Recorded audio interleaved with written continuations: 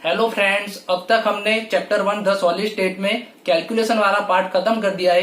अब हम theoretical part शुरू कर रहे हैं। उसमें आज हम डिफेक्ट के बारे में स्टडी करेंगे। सबसे पहले हम डिफेक्ट किसको बोलेंगे सॉलिड में, इसका स्टडी करेंगे और डिफेक्ट का टाइप का चार्ट वो हम स्टडी करेंगे। वो चार्ट आप अच्छी तरह से याद रखना। तो डिफेक्ट किसको बोलते हैं, तो हमको मालूम है, हमने जो सॉलिड का स्टडी किया वो सभी क्रिस्टलाइन सॉलिड थे, वो हम आगे पढ़ चुके हैं। क्रिस्टलाइन सॉलिड में एटम, आयन एंड मॉलिक्यूल्स होते हैं और जो एटम, आयन एंड मॉलिक्यूल्स होते हैं वो डिसिप्लिन अरेंजमेंट में होते हैं। जैसे कि हम यहाँ एक स्ट्रक्चर ड्रॉ कर सकते हैं, एक सिंपल स्ट्रक्चर, तो ये सभी डिसिप्लिन अरेंजमेंट में होते हैं। वो डिसिप्लिन अरेंजमेंट से कोई एक एटम, आयन एंड मॉलिक्यूल्स वो निकल जाए, यहाँ से बाहर निकल जाए या कोई एक ऐड हो जाए, तो वो जो डिसिप्लिन अरेंजमेंट होती है वो चेंज हो जाएगी। अब वो चेंज होगी तो उसकी प्रॉपर्टीज भी चेंज हो जाएगी। तो ये जो सॉलिड होता है उसकी प्रॉपर्टीज भी नहीं आ जाती है। तो उसी टाइप की सॉलिड को डिफेक्टिव सॉलिड बोलते हैं। सॉलिड में डिफेक्ट टू टाइप की होती है, एक है पॉइंट डिफेक्ट और उसको एटॉमिक डिफेक्ट भी बोलते हैं, और दूसरे है इलेक्ट्रॉनिक डिफेक्ट। सबसे पहले एटॉमिक डिफेक्ट और पॉइंट डिफेक्ट के 3 टाइप पड़ते हैं, वो अच्छी तरह से आपको याद रखने हैं। एक है स्टोक्योमेट्रिक डिफेक्ट, दूसरा है नॉन स्टोक्योमेट्रिक डिफेक्ट एंड तीसरा है impurity defect. Stoichiometric and non stoichiometric का मीनिंग क्या है, तो जिसमें स्टोक्योमेट्रिक चेंज हो जाए, जैसे कि चेंज नहीं होती है, जैसे कि 100 एटम कैटायन के हो और 100 एटम एनायन के हो, तो स्टोक्योमेट्रिक चेंज हो जाए तो इसको बोलते हैं स्टोक्योमेट्रिक डिफेक्ट, और चेंज नहीं होती है तो उसको बोलते हैं non stoichiometric defect. Stoichiometric defect में भी टोटल 4 टाइप की है। उसमें 2 टाइप की डिफेक्ट है, वो नॉन आयोनिक कंपाउंड में प्रेजेंट होती है, और दूसरी 2 टाइप की है वो आयोनिक कंपाउंड में प्रेजेंट होती है। स्टोक्योमेट्रिक डिफेक्ट में vacancy defect, interstitial defect, Schottky defect and Frenkel defect, वो 4 टाइप की है। उसमें से सोत्की एंड फ्रैंकल ये दोनों मोस्ट आईएमपी है, इसीलिए उसके ऊपर मैंने यहाँ स्टार किया है। ये दोनों मोस्ट आईएमपी है। अब नॉन स्टोक्योमेट्रिक डिफेक्ट, तो उसमें मेटल के बेसिस पर ये डिफेक्ट होती है, या तो मेटल एक्सेस होती है तो metal access defect and metal deficiency defect, ये दोनों नॉन स्टोक्योमेट्रिक डिफेक्ट है। और तीसरी वाली है इम्प्योरिटी डिफेक्ट। सबसे पहले हम स्टोक्योमेट्रिक डिफेक्ट के बारे में स्टडी करेंगे।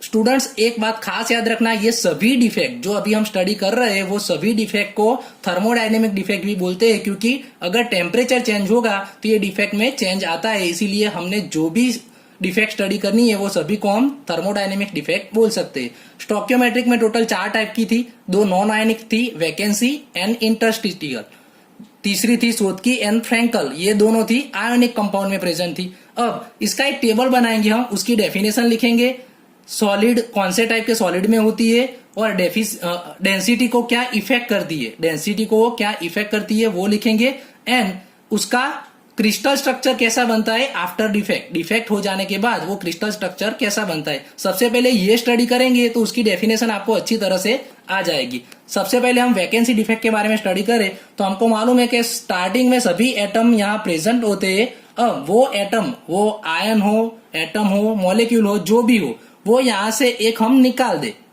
जब, और हमको मालूम है ये ionic non ionic and ionic solid में प्रेजेंट है। तो व्हेन इन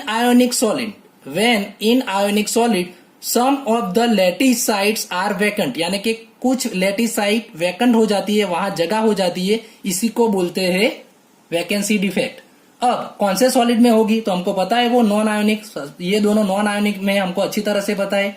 अब डेंसिटी को इफेक्ट करेगी कि नहीं, आप सोच सकते हो कि यहाँ एटम एक बाहर निकल जाता है, एटम बाहर निकल गया तो वो जगह खाली पड़ी। अब डेंसिटी का फॉर्मूला आपको मालूम है, मास पर वॉल्यूम, तो मास पर वॉल्यूम से हमको पता चल जाएगा कि डेंसिटी क्या होगी, डिक्रीज होगी, डेंसिटी क्या होगी, डिक्रीज होगी। अब दूसरी डिफेक्ट में क्या होता है, तो यहां से एक एटम निकलता तो है लेकिन वो एटम निकलकर बाहर नहीं जाता, लेकिन बीच में कोई जगह होती है। जनरली कैटायन ऐसा करता है क्योंकि कैटायन स्मॉल साइज का होता है, लेकिन इसमें तो नॉन आयोनिक है, तो जो स्मॉल साइज का एटम होता है वो बीच में कोई जगह में चला जाता है।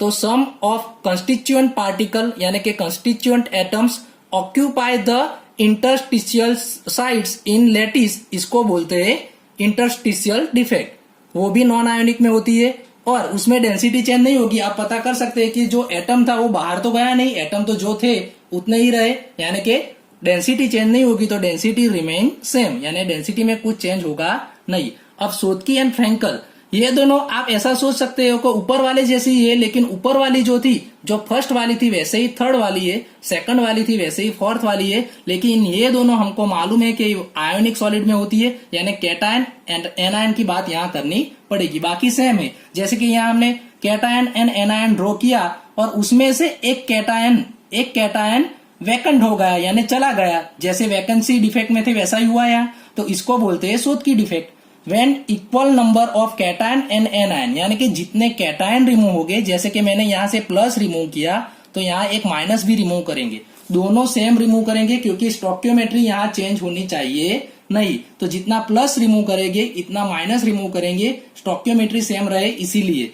तो इसको when equal number of cation and anion remove from crystal lattice, जिसको बोलते हैं शोधकी डिफेक्ट। अब वो कहाँ मिलती है, तो आयोनिक में मिलती है, लेकिन उसके एग्जाम्पल खास याद रखने के कौन से आयोनिक सॉलिड में ये होती है, तो NaCl, KCl, CaCl and AgBr, ये अच्छी तरह से याद रखना। AgBr एक्सेप्शन में वो दोनों में आएगी, वो शोधकी में भी आएगी एंड फ्रैंकल में भी आएगी, वो अच्छी तरह से याद रखना। अब आप यहाँ सोच सकते हो कि यहाँ डेंसिटी क्या होगी, तो डेंसिटी यहाँ से एटम रिमूव हो गए, तो जैसे वैकेंसी डिफेक्ट में होता था वैसे यहाँ डेंसिटी डिक्रीज, यानी फर्स्ट में डिक्रीज, थर्ड में डिक्रीज, सेकंड में सेम रही तो फोर्थ में भी सेम रहेगी, डेंसिटी का तो पता चल गया। अब फ्रैंकल डिफेक्ट में भी सेम सेकंड वाली थी वैसा ही होगा यहाँ कि यहाँ से कैटायन, जनरली कैटायन जाता है क्योंकि कैटायन की साइज स्मॉल होती है, कैटायन बीच में जो खाली जगह होती है वहां चला जाए तो यहाँ डेंसिटी तो चेंज नहीं होगी क्योंकि एटम तो वहां का वहां अंदर क्रिस्टल में ही रहा, तो डेंसिटी सेम रहेगी। व्हेन वन एटम, वो कौन सा हो सकता है, कैटायन हो सकता है और एनायन हो सकता है, वो occupy in interstitial sites in lattice, तो इसको बोलते हैं कौन सी, फ्रैंकल डिफेक्ट। अब उसके एग्जाम्पल भी अच्छी तरह से याद रखने, ZnS, AgCl, Ag वाले तीनों हैलाइड यहाँ आएगी, Ag chloride, Ag silver bromide, silver iodide, उसमें से सिल्वर ब्रोमाइड खास याद रखना क्योंकि वो दोनों में एग्जाम्पल में आता है।